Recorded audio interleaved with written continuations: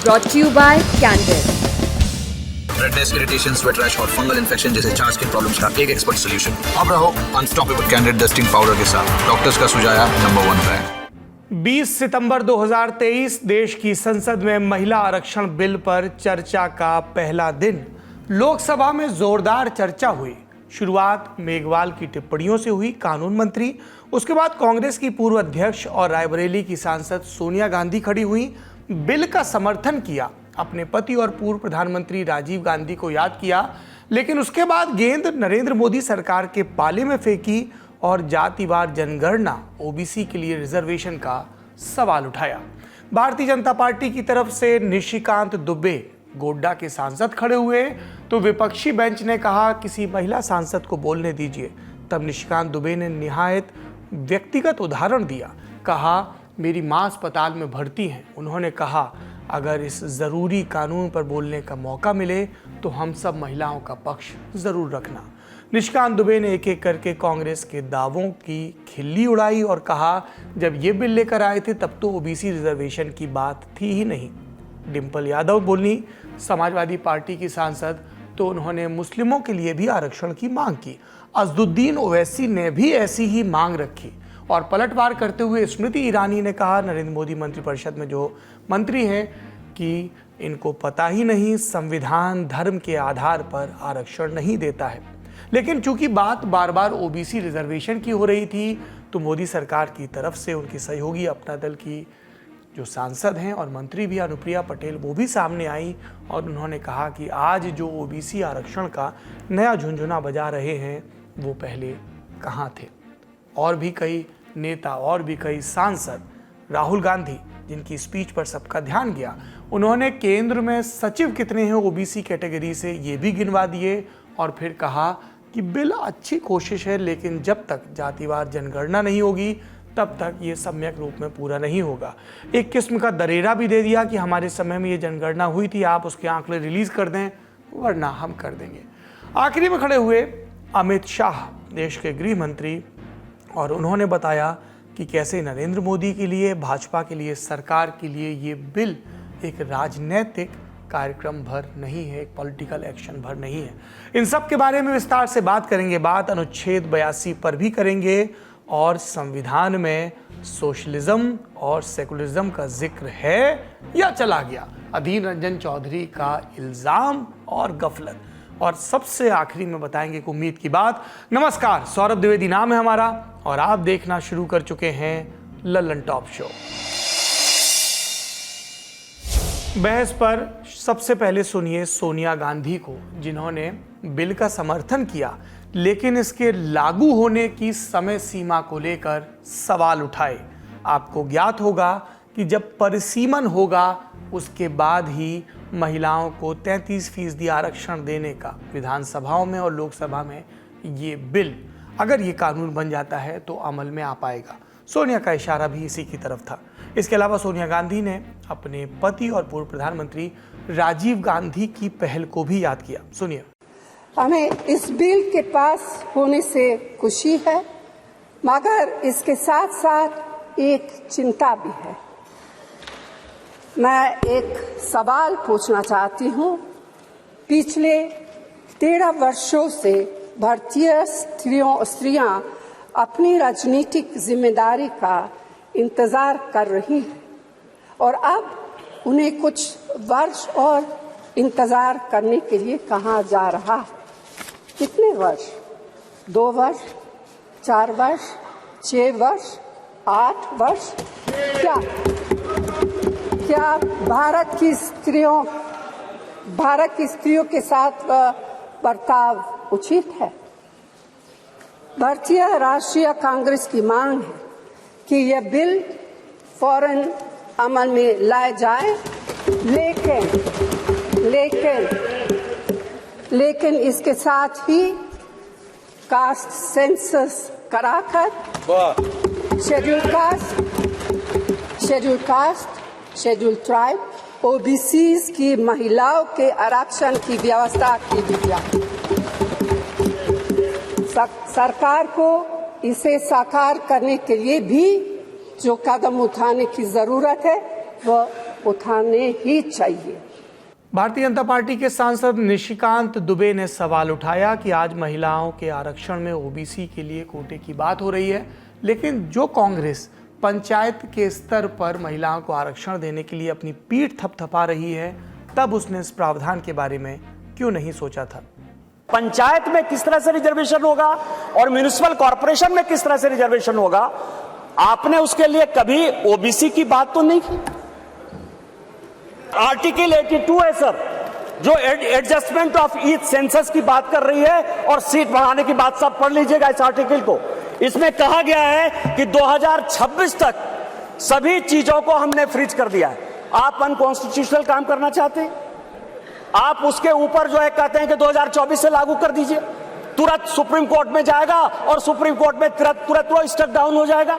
क्या आप चाहते हैं कि महिलाओं को रिजर्वेशन नहीं दें? और जिस तरह से आप केवल राजनीति के माध्यम से इस महिला रिजर्वेशन को लॉलीपॉप बनाते रहे, घुमाते रहे, वही भारतीय जनता पार्टी करे।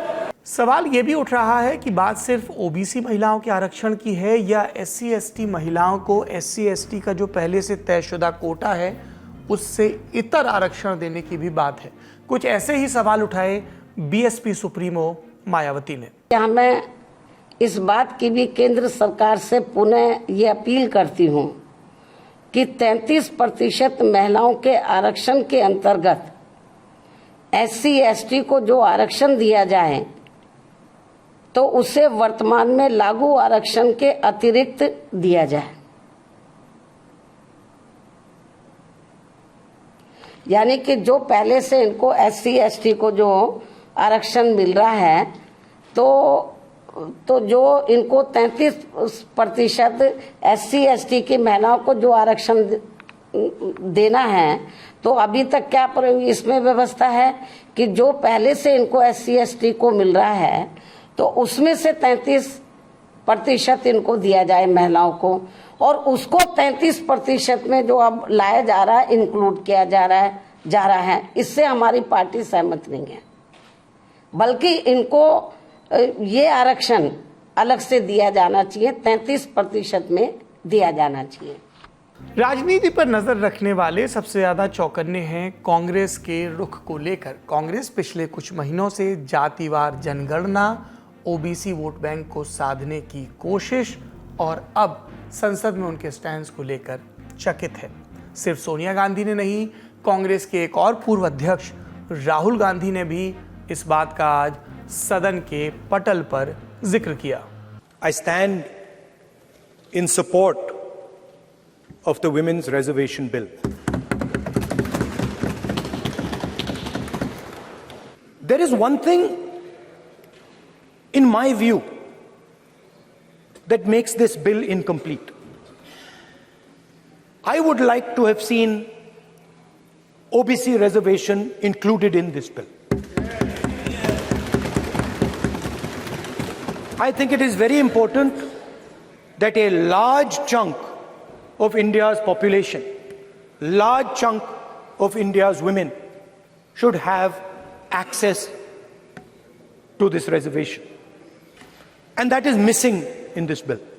पर बात सिर्फ अनुसूचित जाति या जनजाति की महिलाओं की नहीं थी। मुस्लिम महिलाओं के लिए भी क्या आरक्षण होना चाहिए? असदुद्दीन ओवैसी एआईएमआईएम के सांसद और डिम्पल यादव समाजवादी पार्टी की सांसद, इन्होंने अलग अलग तर्कों के साथ यही मांग रखी और फिर इस पर जवाब दिया स्मृति ईरानी ने। समाजवादी पार्टी की हमेशा से यह मांग रही है कि पिछड़ा वर्ग महिला तथा अल्पसंख्यक महिला को भी इसमें सम्मिलित किया जाए, इसमें उनको आरक्षण दिया जाए। लोकसभा और विधानसभा में तो यह बिल लागू होगा, लेकिन हम ये पूछना चाहते हैं कि राज्यसभा और विधान परिषद में भी लागू होगा कि नहीं लागू होगा। 13 साल से बिल अटका हुआ था और लगभग 1 दशक पूरा होने जा रहा है भाजपा की सरकार को, और इस 1 दशक में जब लगभग पूरा होने जा रहा है तब इस सरकार को महिलाओं की याद आई है। I stand to oppose this legislation because the justification being given for bringing the legislation is to ensure that more women get elected in the parliament and the state assemblies. If that is the justification, why is that justification not being extended to the OBC women and to the Muslim women, sir? This Modi government wants increased representation for Savarna women. They don't want representation for OBC women and for Muslim women, sir. Congress party का प्रस्ताव आप पढ़ें तो उनका प्रस्ताव ये था 2B और 3B में कि no seat shall be reserved for women in SC/STs in the third general election. No seat shall be reserved for women in the third general election. Congress का प्रस्ताव था कि 10 साल औरतें मेहनत करें, लेकिन 15वें साल में आपका अधिकार आपसे छीना जाएगा। आज मैं अभिनंदन करती हूं प्रधानमंत्री जी का, हमारे न्याय मंत्री का, जिन्होंने कांग्रेस की इस अभिलाषा को निराश किया। सदन में क्षेत्रीय दलों की सांसद जब बोलने के लिए खड़ी हुई तब भी सबकी उत्सुकता थी कि इनकी पार्टियों का स्टैंड क्या होगा। मसलन डीएमके की सांसद कनिमोई या फिर टीएमसी की सांसद काकोली घोष या महुआ मोइत्रा, इन सभी ने बिल का समर्थन तो किया, लेकिन सरकार की मंशा पर सवाल उठाए। उधर महुआ मोइत्रा ने तो अपनी नेता ममता बनर्जी को मदर ऑफ दिस कॉज बता दिया और बताया कि कैसे 40% से ज़्यादा टिकट वितरित किए और सबसे ज़्यादा महिला सांसद भी आनुपातिक ढंग से पहुंचाई। सुनिए नेताओं की दलील। What you have brought here, what this government has brought here today, is not a women's reservation bill. It is a women's reservation rescheduling bill and should be renamed as such. Its agenda is delay. Its agenda is not reservation. The endless dithering over when there will be the next census, when there will be the next delimitation, will only ensure that the urgent need of reservation for women in elections to the parliament and to state legislatures will be indefinitely delayed yet again. जब मैं अपने कांग्रेस के साथियों को सुन रही थी इस विषय को उठाते हो तो मेरे मन में एक स्वाभाविक जिज्ञासा जागी कि 2008 में आप राज्यसभा के अंदर इस बिल को लेकर आए थे और 2010 में आपने इसको पारित कराया था। आज आप कांग्रेस पार्टी के तरफ से ये विषय ओबीसी कोटा का जो उठाया जा रहा है, मेरे मन में जिज्ञासा है कि उस समय जब राज्यसभा में लाके बिल पास कराया था तब क्या पिछड़े समाज की महिलाओं को कोटा दिया जाए, ये विषय आपके संज्ञान में आपकी पार्टी की प्रायोरिटी था या नहीं था? और अगर उस वक्त आपकी पार्टी की प्रायोरिटी नहीं था तो आज जब मोदी जी की सरकार ये बिल लाई है और ये बिल पास होगा क्योंकि संख्या बल इस किस्म का है, तो क्या ये नया ख्याल अभी आया है? Politics of tokenism must now evolve into politics of ideas. So please stop this tokenism. And this bill is called Nari Shakti Vandan Bill. Stop saluting us. We do not want to be saluted. We do not want to be put on pedestals. We do not want to be worshipped. We do not want to be called mothers. We don't want to be your sisters, your wives. We want to be respected as equals. Let us get down from the pedestal and walk as equals. We have a right to this country as much as right you have. This country belongs to us. This parliament belongs to us, and we have a right to be here. इसके अलावा भी कई सांसदों ने सदन के पटल पर महिला आरक्षण बिल पर अपनी बात रखी, जिसके बारे में जानकारी दे रहे हैं न्यूज रूम से हमारे साथी निखिल वाट। लोकसभा और राज्यों की विधानसभा में महिलाओं को 33% आरक्षण देने के लिए लाए गए 128वें संविधान संशोधन विधेयक पर आज लोकसभा में चर्चा हुई और ये बिल पास भी हो गया। विपक्ष की तरफ से जो जिरह की गई वो इसी लीक पे रही कि बिल लाया तो जा रहा है, आरक्षण दिया तो जा रहा है, लेकिन उसे देने में काफ़ी देर हो रही है। परिसीमन और जनगणना, ये जो दो औपचारिकताएं ज़रूरी हैं, अगर आरक्षण दिया जाना है या तो इन्हें एक्सेलरेट किया जाए, अभी कर लिया जाए, या फिर इसका कोई कानूनी समाधान निकाला जाए। दूसरा विषय जिस पर खूब चर्चा हुई वो रहा कि क्या जो प्रेजेंट फॉर्म है आरक्षण देने का, उसमें ओबीसी के लिए अलग से प्रावधान किया जाएगा। राहुल गांधी ने जब अपनी बात रखी तो उन्होंने ये कहा भी कि केंद्र सरकार के 90 सचिव हैं, उसमें से सिर्फ 3 ओबीसी कैसे हैं। इसके जवाब में जब गृह मंत्री अमित शाह अपनी बात रखने के लिए खड़े हुए तो उन्होंने ये ध्यान दिलाया कि देश के प्रधानमंत्री ओबीसी समाज से आते हैं और बड़ी संख्या में मिनिस्टर्स जो केंद्र सरकार के हैं वो ओबीसी से हैं और बीजेपी के जो कुल सांसद हैं उनमें से भी 85 ओबीसी तबके से आते हैं। अर्जुन राम मेघवाल ने भी अपनी बात रखी। उन्होंने ये कहा कि इस बार महिला आरक्षण को किसी निटी-ग्रिटी में, किसी टेक्निकलिटी में फंस करके लैप्स होने नहीं दिया जाएगा। इस बार सरकार का मत साफ है कि इसे कानून बनाकर वो रहेगी।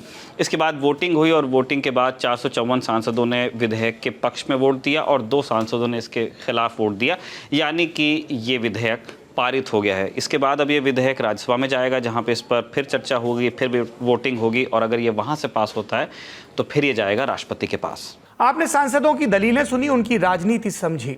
बार बार जिक्र आ रहा है अनुच्छेद 82 का। ये अनुच्छेद 82 क्या कहता है?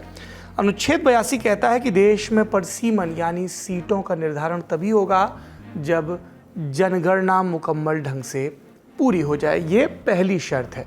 अब 2001 में इसमें एक संशोधन हुआ जिसके मुताबिक साल 2026 के बाद हुई जनगणना के आधार पर ही परिसीमन होगा। अब ये दूसरा बिंदु हो गया है। लेकिन सवाल ये है कि जब परिसीमन 2026 के बाद होना है तो जनगणना कौन सी काउंट की जाएगी? देश में आखिरी दफ़ा जनगणना कब हुई? 2011 में हुई। ये 2011 की जनगणना है जिसमें जातिवार आंकड़े जुटाए तो गए लेकिन फिर रिलीज़ नहीं किए गए तकनीकी खामियां बताकर। उसके बाद जनगणना होनी थी 2021 में, लेकिन तब देश कोविड से जूझ रहा था। अब नहीं जूझ रहा है, लेकिन नरेंद्र मोदी सरकार ने अभी तक स्पष्ट नहीं किया है कि जनगणना कब होगी। जनगणना के विषय पर हम विस्तार से ललन टॉप शो कर चुके हैं। अगर आपकी दिलचस्पी है इस विषय में तो आप उस शो को ज़रूर देखें, आपको डिस्क्रिप्शन में लिंक मिल जाएगा। अब सवाल ये उठता है कि 2026 के बाद जनगणना होगी तो क्या वो 2021 की जनगणना होगी जिसे तब पूरा किया जाएगा? क्या 2001 के संविधान संशोधन के मसौदे के मुताबिक इस जनगणना को माना जाएगा और उसके आधार पर परिसीमन होगा और फिर महिला आरक्षण कानून अगर ये बन जाता है तो लागू होगा? और अगर ऐसा हुआ तो क्या 2029 का लोकसभा चुनाव वो पहला चुनाव होगा जिसमें से लागू किया जाए, या फिर 2026 के पहले अगर जनगणना हो जाती है और ये संशोधन नहीं होता है तो 2031 की जनगणना के आधार पर 2034 के लोकसभा चुनाव में इस कानून को लागू किया जाएगा? इस तरह के बहुत सारे किंतु परंतु हैं, पर सरकार कानून में बदलाव करके इससे पहले भी प्रभावी कर सकती है। सवाल ये है कि सरकार ने एक स्पष्ट डेडलाइन क्यों नहीं रखी? ये सवाल सदन में भी पूछा गया और निशिकांत दुबे ने कहा कि अमित शाह से इसका जवाब मिलेगा। अमित शाह जब बोलने को खड़े हुए तो ये जवाब आया। अब 1/3 मान्यवर 1/3 सीटों का रिजर्वेशन करना है तो वो सीटों कौन तय करेगा? ये जो कह रहे हैं क्यों नहीं कर देते, कौन करे? हम करें? और फिर वायनाड रिजर्व हो गया है तो आप क्या करोगे? हमको कहोगे कि भाई पॉलिटिकल कर दिया। ओवैसी साहब नहीं, अगर हैदराबाद रिजर्वेशन होगा, रिजर्व हो गया तो कहोगे कि भाई पॉलिटिकल रिजर्वेशन कर दिया। इसलिए ये बहुत अच्छा है कि ये डिलिमिटेशन कमीशन जो क्वासा जुडिशियल प्रोसीडिंग से चलता है, हर राज्य में जाकर, हर क्षेत्र में जाकर ओपन हियरिंग देकर ट्रांसपेरेंट पद्धति से इसका नीति निर्धारण करता है, वो डिलिमिटेशन कमीशन से इसका निर्धारण हो। इसके पीछे केवल और केवल पारदर्शिता का ही सवाल है मान्यवर, कोई पक्षापक्षी नहीं होनी चाहिए। ये तो दिन भर की बात हो गई कानून के बारे में, लेकिन सत्र की शुरुआत आज जब हुई, आज के दिन की, तो हंगामे के साथ हुई क्योंकि अधीर रंजन चौधरी ने इल्ज़ाम लगाया कि जो प्रति बांटी गई है संविधान की उसमें सोशलिस्ट और सेकुलरिस्ट ये दो शब्द गायब हैं। पुराने दिए थे, मानता हूं मैं, लेकिन उनमें ये उल्लेख करना जरूरी था। आप देख लीजिए, हमें तो अब देख लीजिए, पुराने जो थे उसमें उनको उल्लेख करना जरूरी था, इंग्लिश में जो है, ठीक है। बाद में छोटा सा नोटबुक जैसे दिए हैं एक संविधान, उसमें लिखा हुआ है जो सरकार कह रहे हैं। लेकिन हमें क्या देंगे जब बड़े एक कॉन्स्टिट्यूशन आ गए, उसमें अचानक आपको क्या लगेगा? फिर एक नोटबुक अंदर से कांच रख दिया है नोटबुक की तरह। तो हमें तो जो कंफ्यूजन होते हैं तो कंफ्यूजन की तो बात करते हैं, क्योंकि ये सरकार हर चीज में कंफ्यूजन पैदा करते कुछ करने के पहले। संविधान की मूल प्रति में ये शब्द नहीं है। मूल प्रति जो शुरू होती है वी द पीपल, हम भारत के लोग से, 1976 में इंदिरा गांधी सरकार ने 42वें संशोधन के जरिए इसकी प्रस्तावना में ये दो शब्द जोड़े थे, समाजवाद और धर्मनिरपेक्षवाद। तब से लेकर अब तक इन शब्दों की व्याख्या को लेकर, इनके राजनीतिक इस्तेमाल को लेकर बहस चल रही है। आज का ललन टॉप शो यहीं पर ठहरता है। आखिरी में उम्मीद की बात। ये उम्मीद की बात कहाँ से आई है? मध्य प्रदेश के मंडला में कान्हा नेशनल पार्क है। वहाँ पे हाथियों को अंग्रेजी में कहें तो टेम्पर किया जा रहा है। सुस्वादु भोजन कराया जा रहा है, भ्रमण के भरपूर मौके दिए जा रहे हैं, मालिश हो रही है आयुर्वेदिक तेल से और अपने साथियों के साथ रमण के भी पर्याप्त अवसर उपलब्ध कराए जा रहे हैं। ये इसलिए ताकि इंसान इन पशुओं के प्रति अपनी कृतज्ञता ज्ञापित कर सकें, जो कि बाकी दिन पर्यटकों के लिए काम करते हैं, वन विभाग के लिए काम करते हैं। कृतज्ञता बहुत ज़रूरी है उन सब के प्रति जो जंतु हों, इंसान हों, हमारे जीवन को सुखमय बनाते हों, आसान करते हों।